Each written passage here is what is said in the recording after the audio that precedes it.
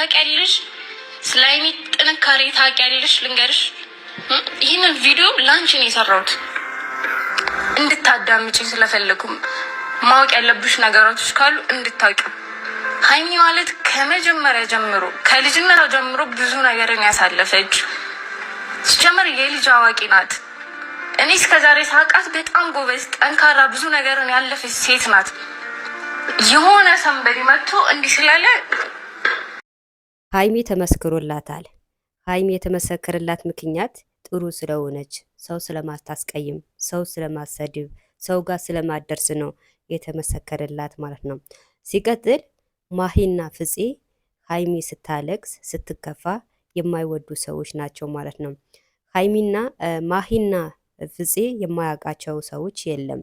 አሁን ሳይሆን ከድሮን ጀምሮ ማሂ ከሀይሚ ጎን ናት ማለት ነው። ከዚህ በፊትም ብዙዎቻችን እናውቃታለን ማለት ነው። ፍፄም እንደዛ ማለት ነው።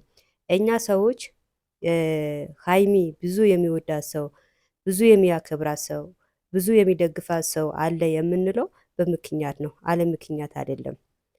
ሀይሚ የነካ የለውም በረካ ይላሉ ሰዎች፣ እውነታቸው ነው ማለት ነው። ሀይሚ የነካ የለውም እድሜ ይባላል። ስለዚህ መግቢያ ላይ እንደሰማችሁ በሀይሚ እንዳትመጡ ማለት ነው። እና ቤተሰብ እንግዲህ የሀይሚ ብዙ ምስክሮች አላት፣ ብዙ የሚወዷት ሰዎች አሉ፣ ብዙ የሚደግፏት ሰዎች አሉ ማለት ነው። እና ያው ሰሞኑ በተፈጠረ ነገር ታውቃላችሁ። ያው አሁንም ምንም የተስተካከለ ነገር የለም።